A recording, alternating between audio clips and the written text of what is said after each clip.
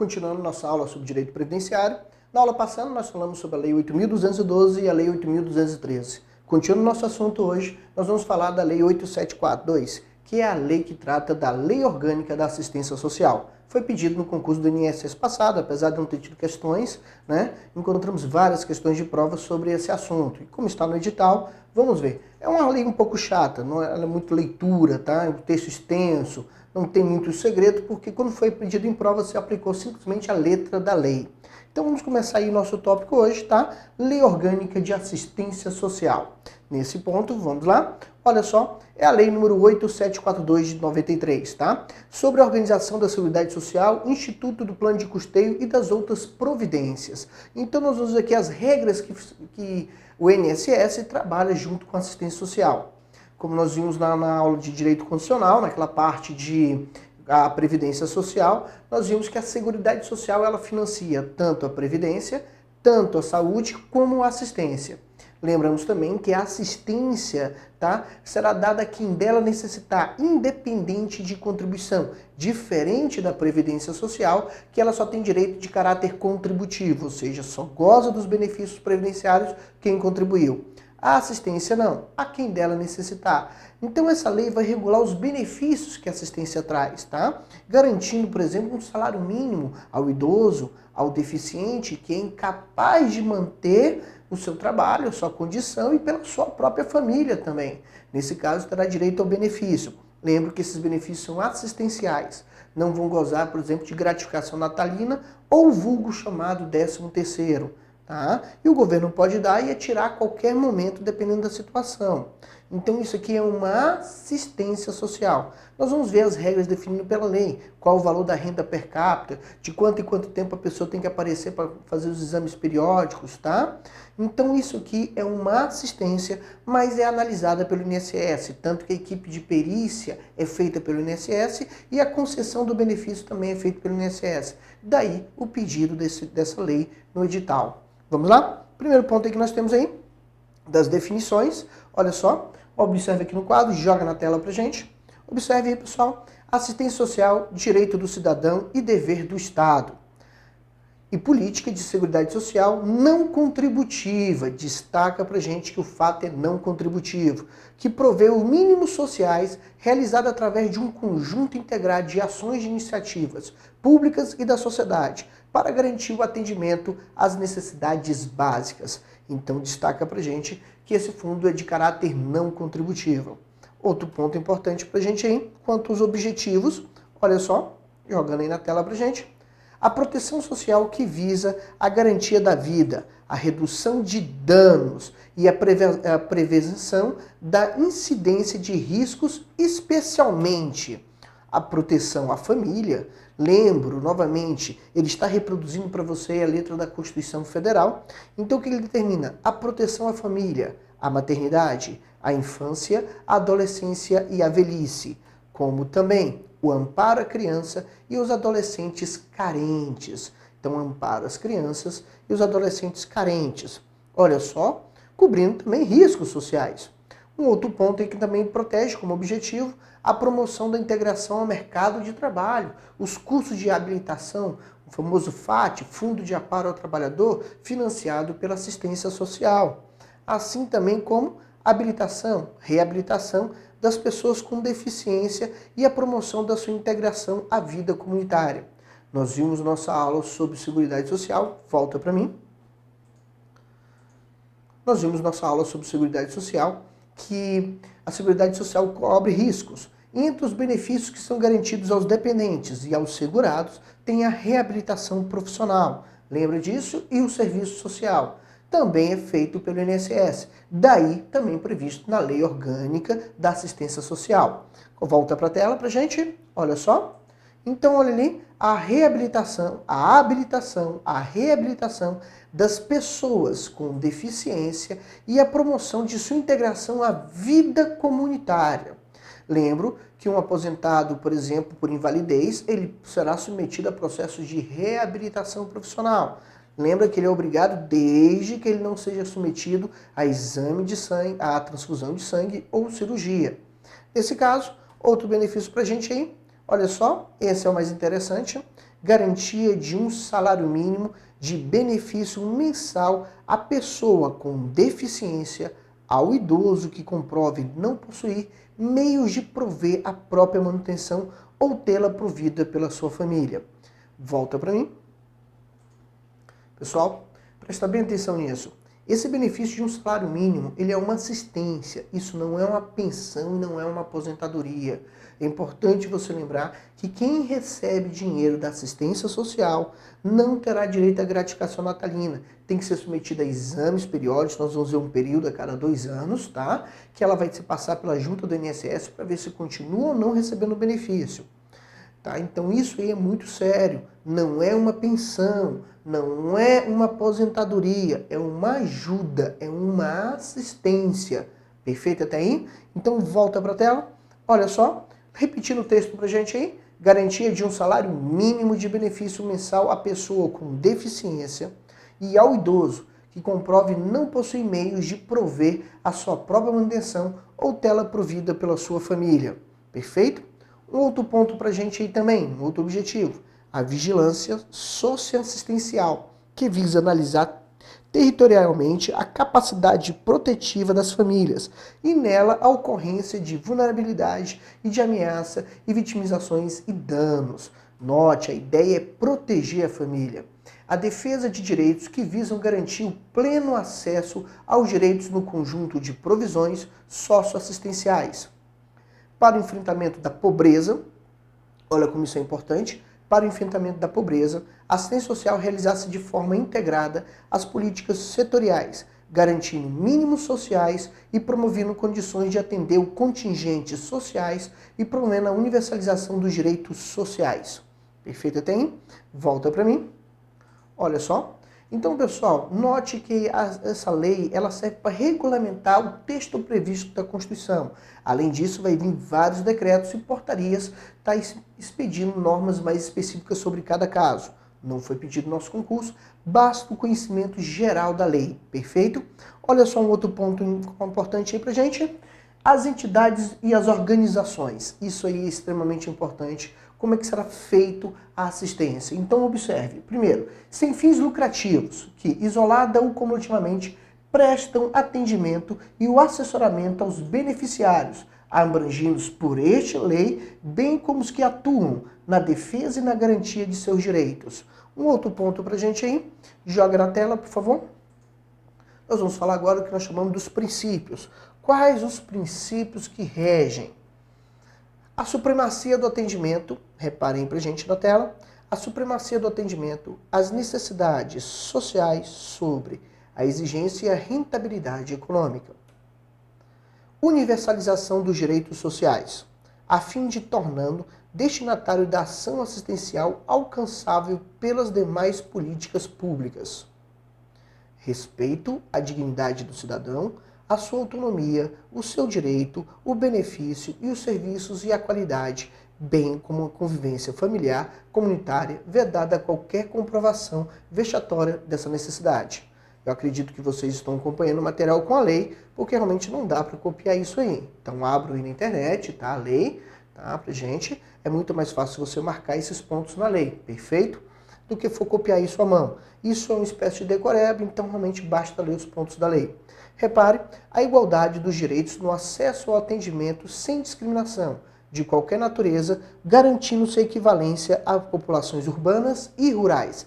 Destaca pra gente a igualdade de direitos, tá? E a equivalência entre populações urbanas e rurais. É uma lei muito mais nova que a Constituição de 88. Então, nesse quadro, já traz os direitos à população urbana e rurais.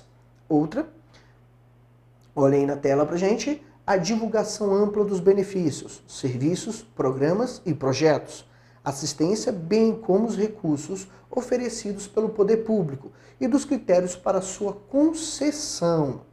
Perfeito? Olha só, além dos objetivos, vamos ter as diretrizes, tá? Também são questões de prova. Olha só, descentralização do poder da política administrativa, então destaque pra gente aí no seu caderno, para o Estado e o Distrito Federal e os municípios. Muito cuidado, que você está falando do Estado, Distrito Federal e os municípios. E lembrando que o Distrito Federal, de acordo com a Constituição, no artigo 32, volta para mim, Olha só, um pouco da tela aqui. Vocês lembram que o Distrito Federal, muito cuidado quanto ao Distrito Federal, ele tem uma competência acumulativa. Então, nesse caso, perante a Constituição Federal de 88, em seu artigo 32, o Distrito Federal irá acumular. Então, ele terá tantas competências de Estado quanto as competências de município nesses pontos. E o que conflitar uma com o outro, ele vai fazer opção pelo que é o melhor, ou de Estado ou de município. Não necessariamente o Estado é melhor, não necessariamente o município é o melhor, mas o Distrito Federal, quando acontecer um conflito, ele dá essa opção para o que é o melhor, ou então pratica as duas quando não tem problema de conflito. Então observe aí pra gente, novamente, olha só. Então, quais são as diretrizes aí pra gente da Lei Orgânica da Assistência Social? Então, primeiro, joga na tela, descentralização político-administrativa para os estados, o Distrito Federal e os municípios, e o comando único das ações em cada esfera de governo. Outro ponto, a participação da população por meio de organizações representativas, na formulação das políticas de controle de ações em todos os níveis. Então a lei abre espaço à participação da população. Outro ponto importante aí, a primazia da responsabilidade do Estado na condução da política de assistência social em cada esfera de governo. Outro ponto para a gente aí, sua organização, fechando ali as diretrizes. Repare aí quanto à sua organização. A gestão das ações na área de assistência social fica organizada sob forma de sistema descentralizado. Então, olha, destaca para a gente essa expressão descentralizado aí. Se for ver um pega de prova, estará aí. Sistema descentralizado e participativo, denominado Sistema Único de Assistência Social, chamado de SUAS. Nesse caso, com os seguintes objetivos. Tipo de proteção. Vamos lá? Primeira proteção para a gente aí na tela. Proteção social básica. Conjunto de serviços, programas, projetos e benefícios de assistência social que visam prevenir situações de vulnerabilidade e risco social por meio de desenvolvimento de potencialidade e aquisição e do fortalecimento de vínculos familiares e comunitários. Outro ponto aí, proteção social especial. Conjunto de serviços e programas e projetos que tem por objetivo contribuir para a reconstrução dos vínculos familiares, comunitários, na defesa do direito e fortalecimento e da potencialidade e aquisições de proteção das famílias e dos indivíduos para o enfrentamento de situações que violam seus direitos. Como eu ressaltei para vocês, não era uma coisa muito fácil, tá? É um texto extremamente chato, longo, e pelas questões que nós vamos fazer daqui a pouco, vocês vão ver que ele reproduz bem aí a letra da lei. Observe aí uma observação. A vinculação do SUAS é o reconhecimento pelo Ministério do Desenvolvimento Social e de Combate à Fome de uma entidade de assistência social. Integra a rede socioassistencial. Então, a vinculação do Sistema Único de Assistência Social é o reconhecimento pelo Ministério do Desenvolvimento Social e Combate à Fome, de que a entidade e a assistência social integra a rede socioassistencial. Um outro ponto aí pra gente. A proteção social básica é especial. Serão afetadas principalmente nos centros de referências assistenciais. Destaquem pra gente aí os CRAs, Centro de Referência Assistenciais, e o Centro de Referência Especializada de Assistência Social, os CREAS. Perfeito até aí? Isso é extremamente importante. Tá aí os famosos CRAs e tá aí os famosos CREAS. A nível de estado, a nível de município, vocês que estão em outros estados, o DF não tem isso de tão forma clara, realmente os nomes não são utilizados de forma CRAs e CREAS, mas em outras unidades da federação você encontra claramente as unidades CRAs e CREAS. Repare só, respectivamente pelas entidades sem fins lucrativos de assistência social. Um outro ponto é a unidade pública municipal, a base territorial, localizada em área com maiores índices de vulnerabilidade e risco social, destinada à articulação dos serviços socioassistenciais no seu território, abrangência e prestação de serviços, programas e projetos socioassistenciais de proteção sociobásica às famílias. Então, as unidades públicas municipal em base territorial. Perfeito até aí? O outro ponto aí é os CREAS. repare que isso aí nós estamos falando dos CRAs. Então, CRAs é uma unidade pública municipal de base territorial localizada em áreas com maiores índices de vulnerabilidade e risco social, destinados às articulações de serviços socioassistenciais. Agora, olha os CREAs. CREAs é uma unidade pública de abrangência de gestão municipal, estadual ou regional. Então, destacou a diferença do CRAS para o CREA.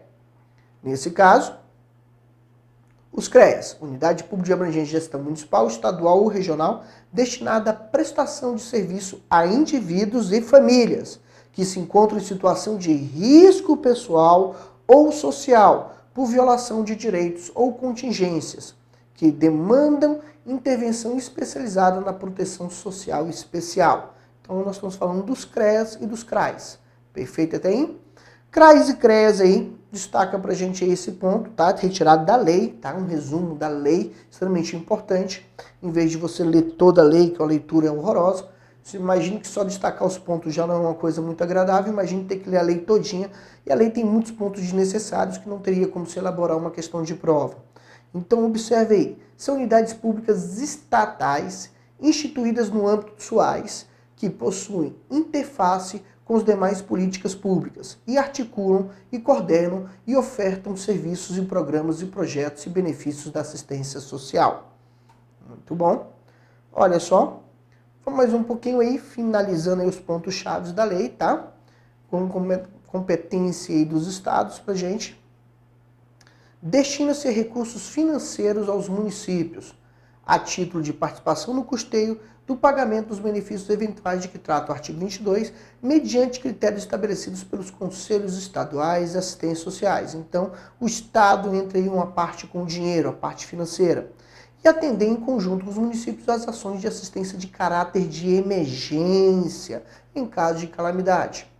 Já a competência do município destina recursos financeiros para o custeio do pagamento dos benefícios eventuais, mediante critérios estabelecidos pelos conselhos municipais de assistência social. Então, vendo aí a participação dos conselhos. Esses conselhos podem ser tanto, destaco no artigo anterior, os conselhos estaduais de assistência, reparem na bolinha, a primeira bolinha, tá? A terceira linha, critérios estabelecidos como conselhos estaduais de assistência, como também os conselhos municipais de assistência. Reparem pra gente, já nós vamos falar um breve comentário sobre os conselhos.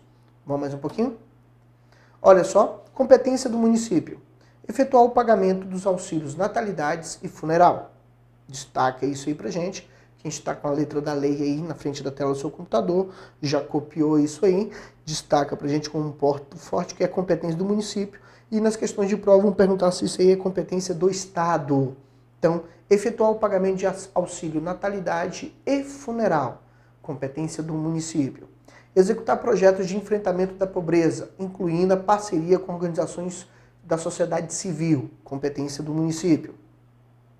Competência do município, atender às ações de assistência de caráter de emergência, prestar serviços assistenciais. Então vocês sabem que o município tem aquela capacidade de determinar o estado de calamidade pública. Nesse momento ele vai poder fazer contingir o dinheiro para, esses casos específicos. Então, nesse caso, atender ações de assistência de caráter de emergência, prestar os serviços assistenciais, confinanciar o aprimoramento da gestão ou serviços ou programas e projetos de assistência social no âmbito local. Bem, volta para mim.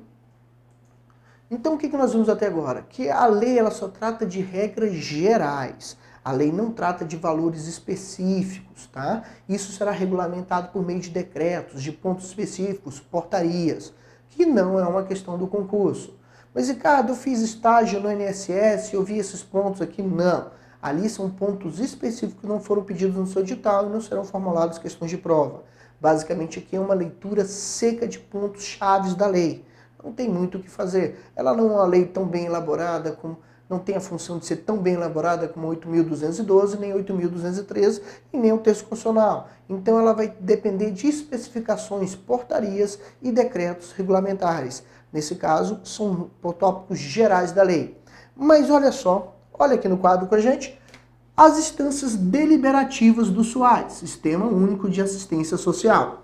O que nós temos aqui? Como vocês viram em questões anteriores, você viu os conselhos municipais e os conselhos estaduais. Então, destaca pra gente que nós vamos ter o Conselho Nacional de Assistência Social. A lei vai determinar quem faz parte do Conselho Nacional, quem faz parte do Conselho Estadual, quem faz parte do Conselho do Distrito Federal, as regras para o Conselho Municipal. Mas isso seria uma leitura extremamente enfadonha. Quem está com a letra da lei, fica à vontade, mas não seria um ponto de questão determinar a composição de cada um desses conselhos. Então basta você dizer pra gente que existe o Conselho Nacional de Assistência Social, existe o Conselhos Estaduais de Assistência Social, nós temos o Conselho de Assistência Social do Distrito Federal e nós temos o Conselho Municipal de Assistência Social, que são extremamente importantes para determinar dentro das diretrizes o que será feito, como será feito. Então isso é sempre decidido por meio dos conselhos. Perfeito até aí? Vamos mais um pouquinho. Olha só, um outro ponto pra gente aí, joga na tela. Pessoal, a gente destaca aí pra gente a instância deliberativa do SUAS. Os conselhos de assistência social, então, ó, estão vinculados a um órgão gestor de assistência social. Perfeito? Que devem prover a infraestrutura necessária ao seu funcionamento, garantindo recursos materiais, humanos e financeiros, inclusive com despesas referentes às passagens e diárias de conselhos representantes do governo ou da sociedade civil, quando estiverem no exercício de suas atribuições. Então você notou que o conselho aí é extremamente importante. Então, como você viu aí no texto, são vinculados ao órgão gestor de assistência social que devem prover a infraestrutura necessária a seu funcionamento. Então o órgão gestor tem que dar a infraestrutura para o seu funcionamento, garantindo recursos materiais, humanos e financeiros, inclusive com despesas referentes a passagens e diárias de conselheiros, representantes do governo e da sociedade civil, quando estiverem no exercício de suas atribuições. Outra coisa importante aí, benefício da prestação continuada. Nós temos dois tipos de benefício aí destacado. Então, o primeiro benefício nós temos aí, benefício de prestação continuado. Repare o que a lei trouxe para você. Isso é extremamente importante. Volta para mim. Nós falamos anteriormente que a assistência social, ela protege aquele independente de ter contribuído, diferente da Previdência, que tem caráter contributivo, só tem direito aos benefícios, aposentadoria, tá? As pensões, os auxílios, os benefícios em geral, quem contribuiu. Mas a assistência social garante também benefícios independente de ter contribuído. Ou seja, quem não contribuiu, tá? Ou quem contribuiu, mas não se encontra hoje na condição de segurado, terá direito a benefícios. Não será uma aposentadoria. E também não é uma aposentadoria nem por idade, não é uma aposentadoria por invalidez. Nós estamos falando aqui de benefícios, mas benefícios assistenciais. E nesse caso, destaco para vocês o primeiro benefício, um dos mais importantes. Joga aqui pra gente. Olha só.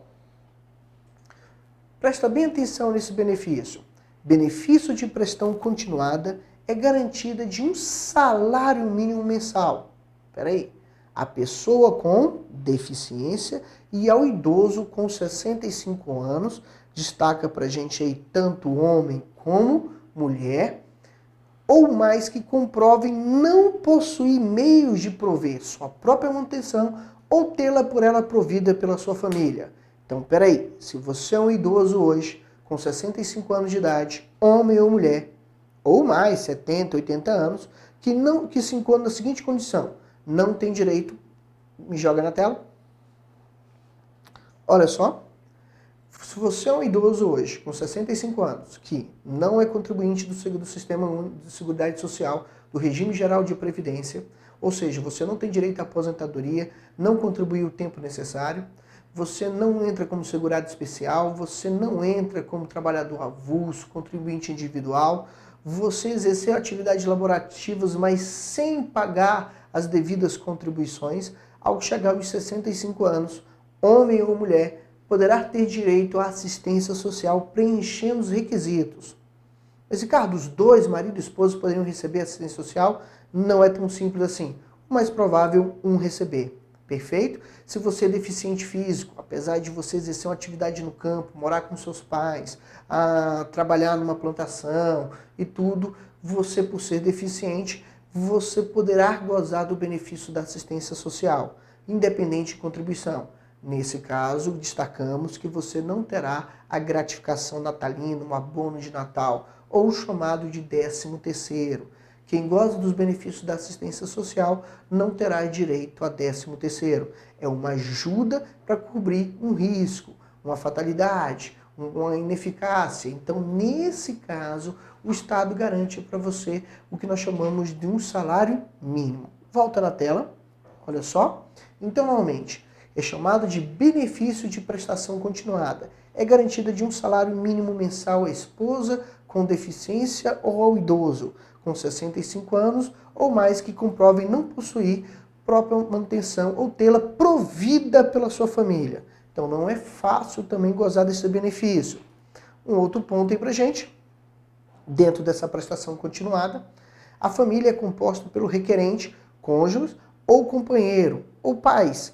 Na ausência de um deles, a madrasta ou padrasto ou irmãos solteiros ou filhos ou enteados solteiros ou menores tutelados, desde que visam sobre o mesmo teto. Então você está falando aí da definição para prestação continuada, que é a família composta pelo requerente. Nesse caso, continuando a prestação beneficiada, para efeitos da concessão desse benefício, considera-se pessoa com deficiência aquela que tem impedimento de longo prazo de natureza física, mental, intelectual ou sensorial, os quais, em interação com diversas barreiras, podem obstruir sua participação plena e efetiva na sociedade e igualdade de condições com demais pessoas. Então, peraí, falta para mim. O que nós estamos entendendo aqui é que não é qualquer pessoa deficiente que tem. Primeiro, a família tem que ser de baixa renda. Segundo, lembra, nós vamos ver que a renda per capita da família será calculada em cima de um valor. Outra coisa, ele tem que ser incapaz, no caso deficiente ou idoso, ele tem que ser incapaz de garantir o seu próprio sustento ou pela sua família. Nesse caso, volta aí pra gente na tela. Para efeito de concessão, considera-se pessoa com deficiência aquela que tem impedimento de longo prazo de natureza física, mental, intelectual ou sensorial, os quais, em interação com diversas barreiras, podem obstruir sua participação plena e efetiva na sociedade, em igualdade de condições ou com demais pessoas. Joia? Bem aí enquadra o valor da renda familiar. Repare o que a letra da lei diz. Considera-se incapaz de prover a manutenção da pessoa com deficiência ou idosa a família cuja renda mensal per capita seja inferior a 1/4 de salário mínimo. Então, ao fazer essa conta, a renda per capita da família se inferior a 1/4 de salário mínimo, bem a pessoa idosa com mais de 65 anos, com 65 anos ou mais, e a pessoa, nesse caso, considerada deficiente, poderá ter direito ao benefício da assistência social, além dos requisitos específicos definidos pelos regulamentos. Vamos mais um pouquinho. Observação aí pra gente. Destaca isso aí pra gente. Os benefícios de que trata esse artigo não podem ser acumulados pelo benefício como qualquer outro no âmbito da Seguridade Social. Então destaca que quem recebe assistência social não pode se acumular pelo benefício com qualquer outro no âmbito da Seguridade Social ou de outro regime. Então isso é importante. Esse salvo que é o grande foco. Você poderá estar recebendo benefício salvo se tiver assistência médica ou pensão especial de natureza indenizatória, tá? Uma pensão especial de natureza indenizatória permite acumular com esse benefício. Perfeito até aí? Mas tirando isso, você, em regra, não pode acumular o benefício. Voltamos já já.